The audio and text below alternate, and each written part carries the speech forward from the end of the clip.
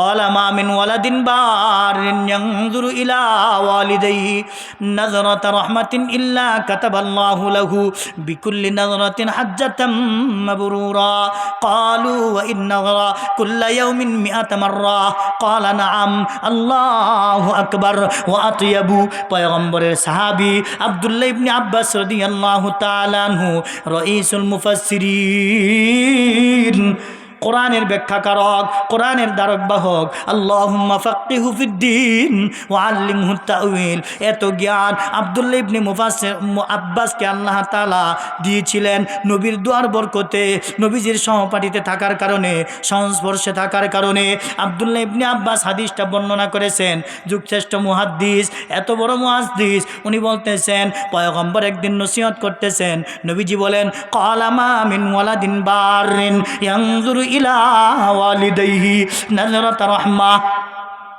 কোন সন্তান যদি পিতামাতার চেহারার দিকে পিতামাতার শরীরের দিকে দয়া মায়ার দৃষ্টিতে তাকায় রহমতের দৃষ্টিতে তাকায় একবার তাকাইলে আমার আল্লাহ ওই সন্তানের আমল নামায় একটা কবুল হজের সওয়াব দিয়ে দেয় সুবহানাল্লাহ। কত মানুষ অর্থ সম্পদের কারণে হজে যাইতে পারবে না, কিন্তু মায়ের চেহারার দিকে তাকাইলে বাবার চেহারার দিকে তাকাইলে কবুল হজের সওয়াব। যেই মা বৃদ্ধ বয়সে প্রাণ খাইলে গাল বায়া বায়া পিক করে, আমার আম্মা যখন পান খায় মুখগুলো ভাঙিয়ে গেছে, অনেক বুড়া হয়ে গেছে, অনেক বয়স। আমরা ভাই বোন 10 জন, আর আমি 7 নাম্বার। চিন্তা করে দেখেন মায়ের জন, আমরা কিন্তু মায়া ডাহি, কি ডাহি? মায়া অনেক তো মা ডাহে, মুরব্বীরা যারা আছে তারা কইতে পারেন ঠিক না? মায়ের আমরা কি ডাহি? মায়া। ওরা আমি মায়া যাও না, আমি তো মাদ্রাসায় থাকি, বাড়ি একটু দূরে, মাঝে মধ্যে বাড়ি তো যায়। মায়া আইলে ফান যে খা মুখ লাল হয়ে থাকে। আব্বা তো মারা গেছে 2013 সালে, ইন্না লিল্লাহি ওয়া ইন্না ইলাইহি রাজিউন। পরে মায়া যখন ফান খা মুখ দাঁতগুলো ভরে গেছে, গা মুখ ভাঙে গেছে, কি শরীর আছে আমার মার, এখন একবারে দুর্বল হয়ে গেছে।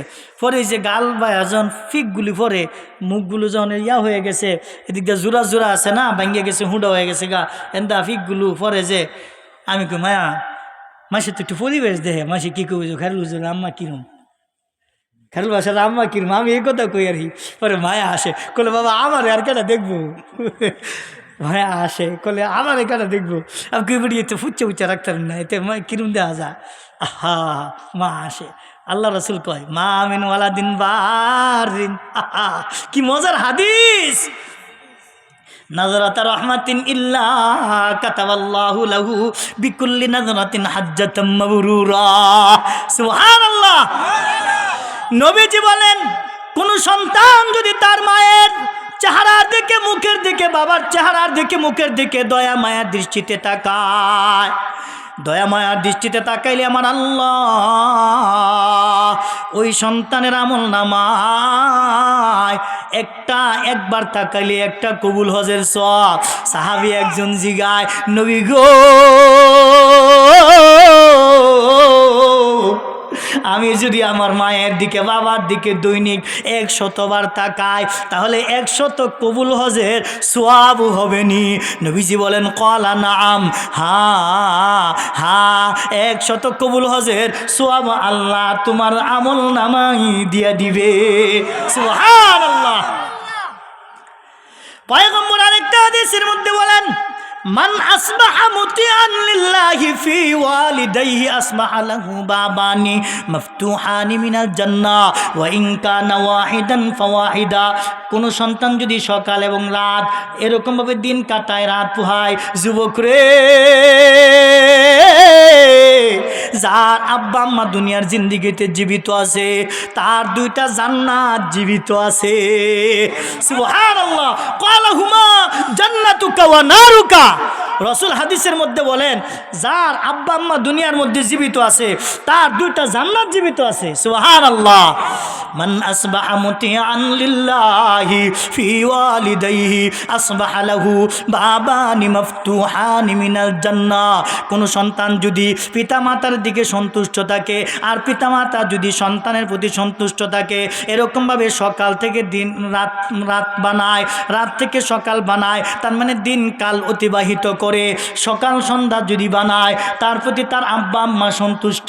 রাসূল হাদিসের মধ্যে বলেন, বাবানি মাফতুহানি মিনাল জান্নাহ, ওই সন্তানের জন্য আল্লাহর দুইটা জান্নাতের দরজা খোলা। সুবহানাল্লাহ। একটা জান্নাত মা আর একটা জান্নাত বাবা। সুবহানাল্লাহ। ওয়া ইন কানা ওয়াহিদান ফাওয়াহিদা, আর যদি দুইজনের মধ্যে একজন থাকে তাহলে একটা জান্নাতের দরজার মধ্যে তালা লাগা গেছে,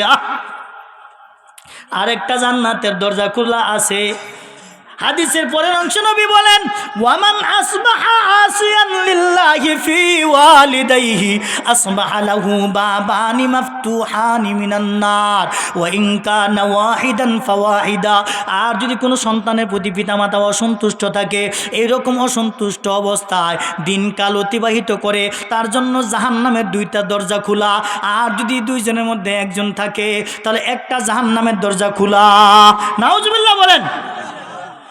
সাহাবী একজন জিজ্ঞাসা, ক্বালা রাজুলুন ওয়া ইন যালামাহু, নবী গো, এ যুবক ভাইরা তোমরা প্রশ্ন করতে পারো, আমার আব্বা তো আমারে দেখতে পারে না, আমার মা তো আমারে দেখতে পারে না, আমরা ভাই হইছি চারজন, একটা কথার কথা, আমার বড় ভাইয়েরে বেশি মহাব্বত করে, আমার বড় ভাবিরে বেশি মহাব্বত করে, বড় ভাইয়ের সন্তান যারা আছে এদেরকে বেশি মহাব্বত করে, আমি যে 4 নাম্বার সন্তান, আমার ছেলের দিকে মেয়েদের দিকে সন্তানের দিকে একদিনও ফিরেও তাকায় না। আছে না এই হুজুর? সাহাবী বলেন, ক্বালা রাজুলুন ওয়া ইন যালামাহু, এক ব্যক্তি নবীজিকে জিজ্ঞাসা করে, নবী গো, আমার প্রতি যদি আমার পিতামাতা জুলুম করে, নবীজি বলেন, ক্বালা ওয়া ইন যালামাহু ওয়া ইন যালামাহু ওয়া ইন যালামাহু, নবীজি কথাটা 3 বার বলেছেন। ওয়া ইন যালামাহু, যদিও অত্যাচার করে, জুলুম বিচার করে, বেবিচার করে, যদিও জুলুম করে, তারপরেও তুমি তোমার পিতা মাতার প্রতি জুলুম অত্যাচার করতে পারবা না। জুলুম করা যাবে না, অত্যাচার করা যাবে না, পিতা মাতার সাথে সুন্দর আচরণ, সুন্দর ব্যবহার করাই লাগবে। রগিমান ফুহু ডেউজে গেছে গা, আর কি কয়া হুজুর শেষ করে দিই। হ্যাঁ হুজুর শেষ করে দিয়ে, আপনারাও যে বাসায় রয়েছেন, যারা আছেন তারা উঠতেছেন না, আমারও এই চাহুনি দেখে মন চাইতেছে গেলে কইবারই। তো যাই হোক, আমার আলোচনার বিষয় ছিল মহিলা মাদ্রাসা উপলক্ষে, অর্থাৎ মহিলাদের দিন শিক্ষার ব্যবস্থা। কথা ঠিক কিনা? এই আয়েশা সিদ্দিকা রাদিয়াল্লাহু তাআলা আনহার সাথে সম্পর্ক যাতে হয়ে যায়, তার মানে আয়েশা সিদ্দিকা রাসূলের স্ত্রীর নাম। কার নাম? আবু বকর রাদিয়াল্লাহু তাআলা আনহুর কন্যা হযরত আয়েশা রাদিয়াল্লাহু তাআলা আনহার নামে এই মাদ্রাসাটা করা হয়েছে। কথা ঠিক কিনা? তাহলে এই মাদ্রাসার সাথে সম্পর্ক যার থাকবে, নবীর স্ত্রী আয়েশার সাথে সম্পর্ক থাকবে, আর নবীর স্ত্রী আয়েশার সাথে যদি সম্পর্ক থাকে তাহলে নবীর স্ত্রী আয়েশার সাথে জান্নাতে থাকবে। সুবহানাল্লাহ।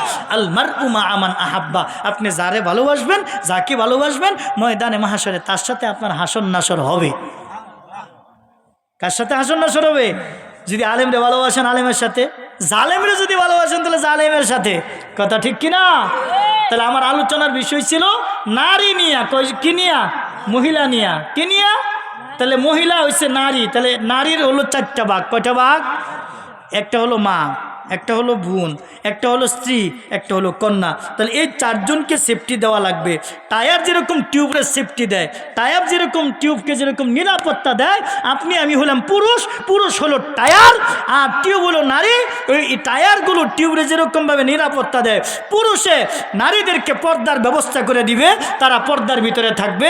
এটা হলো পুরুষের উপর ফরজ, এটা পুরুষের উপরে ফরজ। মা বোনেরা আপনারা যারা আছেন, যারা শুনতেছেন, আপনারা আজ থেকে পর্দা পুঙ্খানুপুঙ্খরূপে পর্দা করবেন, পর্দার ভিতরে খেলাফ করবেন না। নামাজের জন্য বয়ান হয়, সারা দিনের মধ্যে 24 ঘন্টার মধ্যে নামাজ হচ্ছে 5 ওয়াক্ত, 5 বার ফরজ, 17 রাকাত ফরজ, 3 রাকাত ওয়াজিব, তার মানে 20 রাকাত ধরেন। তাহলে এই 20 রাকাত নামাজ ফরজ এবং ওয়াজিবে মিলায়া। আর নারীদের জন্য 24 ঘন্টা পর্দা করা ফরজ। 24 ঘন্টা পর্দা করা ফরজ। আপনি একটা গাড়ি কিনলেন দেখাইতে পারবেন, বাড়ি কিনলেন দেখাইতে পারবেন, জমাজমি কিনলেন দেখাইতে পারবেন, কিন্তু নারীটাকে, আপনার বিবিরে, আপনার কন্যারে, আপনার বোনেরে, আপনার মারে, সবাইরে দেখাইতে পারবেন না।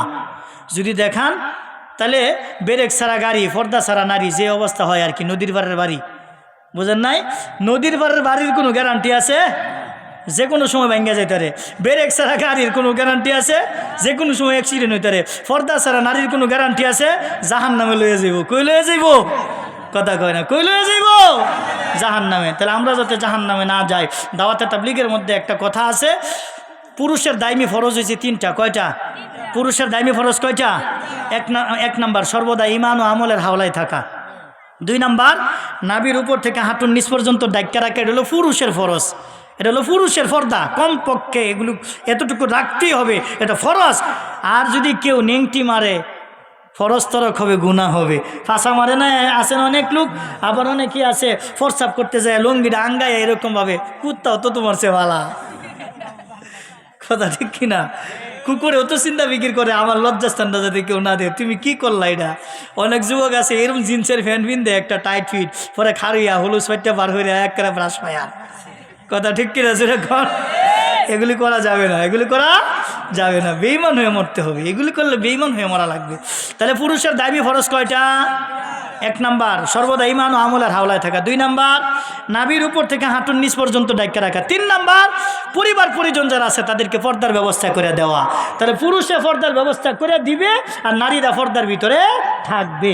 খালি ওয়াল করে দেওয়া, তারপরে কাপড় দিয়ে ব্যবস্থা করে দেওয়া, দরজার সামনে পর্দা, জানালার সামনে পর্দা, এটা পর্দা না। খালি আরও কত যে পর্দা আছে। বিয়ের সামনে বিয়ান যেতে পারতো না, বিয়ানের সামনে বিয়ে যেতে পারতো না, খালাতো ভাই, মামাতো ভাই, ফুয়াতো ভাই, তালতো ভাই, কত ভাই আছে এরকমভাবে। দেবরের সামনে ভাবি যেতে পারতো না, ভাবির সামনে দেবর যেতে পারতো না, খালাতো বোন ভাইয়ের সামনে যেতে পারতো না। এরকম আছে না? নাই। এগুলির সাথে পর্দা করাই হলো ফরজ। এগুলির সাথে কি করা? পর্দা করা ফরজ। আল্লাহ আমাদের সবাইকে বুঝার আমল করার তৌফিক দান করুক, আমিন বলি। আরও জোরে বলি আমিন। তাহলে আজকের আমার আলোচনার মূল বিষয় বুঝতে পারছেন তো নাকি? ইনশাআল্লাহ মেয়েদেরকে মাদ্রাসায় পড়াইতে হবে, মাদ্রাসায় পড়াইলে জান্নাতি গড় হবে। কথা ঠিক কিনা? আর পর্দার ব্যবস্থা করে দেওয়া লাগবে।